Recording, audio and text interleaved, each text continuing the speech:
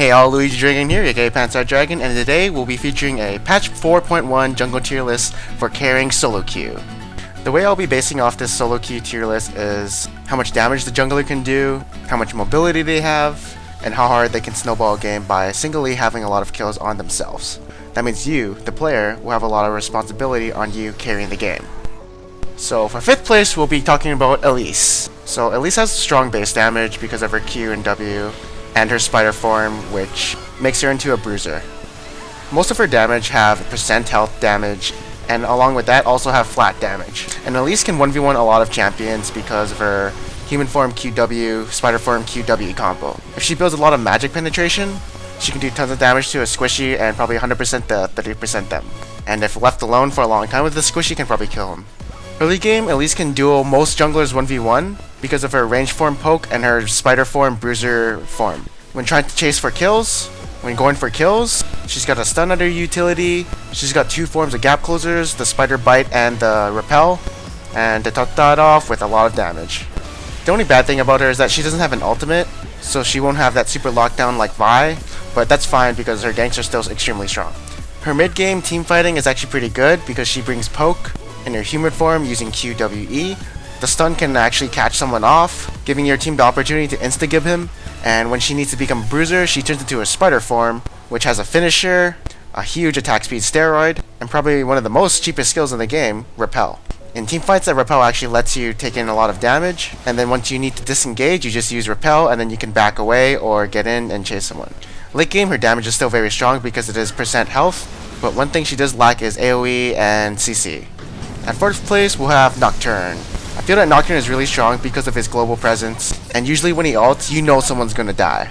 And if you get some kills on him, and say your lane is winning hard, and then he shows up, he can turn that around with just one ultimate gank and screw you over. So early game, Nocturne has strong damage, which means his ganks will be swift and fast. His base damage is actually really strong because at level 9, Duskbringer, it does give 55 AD, and Nocturne is one of those guys who can camp bot lane constantly because he can just do a lane gank with his ultimate, and then he can just snowball it that way. Mid game, Nocturne is actually pretty good. His damage hasn't fallen off yet, and he's good at picking people off and initiating team fights, and if you build something like Triforce on him, you can definitely take down sorceries pretty fast, as you can probably stick to a target for like 3 seconds since your fear will be tethered to them, and that should be enough time to take someone down. Late game, his damage does fall off because people will start building armor, and people can tend to burst down tanks now, and if you kept building damage, you're just going to explode in team fights. So now Nocturne can't take out high priority targets anymore, and now his job is to tank now. Except the only CC he has is the fear, and that's only single target. Also, people do tend to group up late game, so you can't be picking off people as much as you could maybe in early game. At number 3, we have Vi. Vi is a strong bruiser initiating tank. Her chasing ability is really strong because of her Q, which can gap close multiple times and has a lot of damage backing it up. Her damage is strong because she can reset autos off her E, and her W has that maximum percent health damage, and her ultimate actually does a lot of damage, but the best part of her ultimate is that it places you behind them, making it hard for people to get away from you. When she gets her Triforce, she can take down targets really fast, and she becomes a mega bruiser, and if the enemy doesn't have any damage to stop her, then she's just going to wreck your team. Her early ganks are strong because if you get hit by the Q, you're going to take a lot of damage from her burst combo, making you die or forced to go back. When she gains her ultimate, most ganks that you do with her ultimate will probably be a kill most of the time. At mid game, she's really good initiator, and when she locks that target down, your team can follow up and burst that target, and she does a lot of damage in team fights, especially to that one target she bursted down. And she's got a bit of tankiness from her blast shield passive, so she can take a few hits before dying or if you can get out.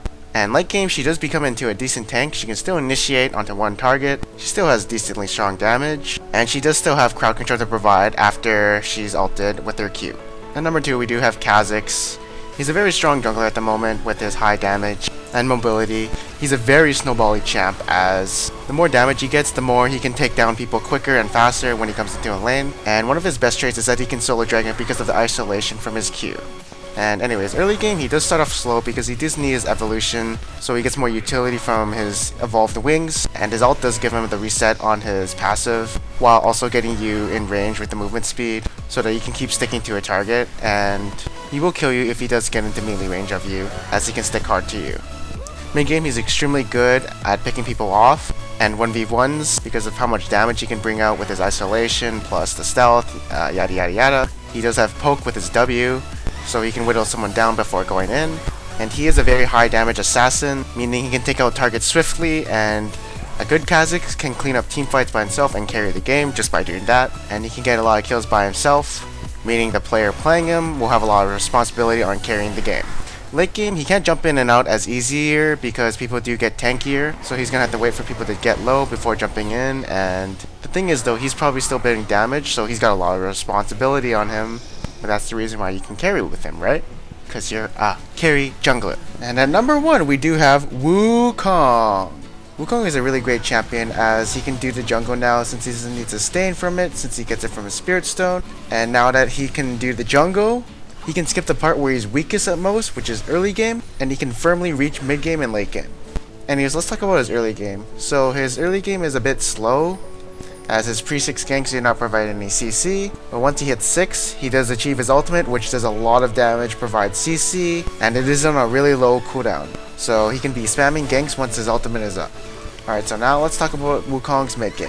His mid game is strong because he can initiate, he's part of the Wombo combo crew, and his ultimate actually does a lot of damage. And actually, once his ultimate goes off on cooldown, he does become a decent bruiser as his E gives him a gap closer plus attack speed, and his Q does reduce armor plus an auto attack reset. Oh, and also his passive does give him a lot of free magic resistant armor, just like Shyvana. And now let's talk about his late game. His late game is still very strong as he does provide his AoE CC and the damage from it, and he's still a pretty good bruiser as he can reduce armor with his Q, and his damage is pretty good on top of that. And of course, he is still very tanky because of his passive. Thank you for watching, please like, subscribe, and comment, and I'll see you guys next time.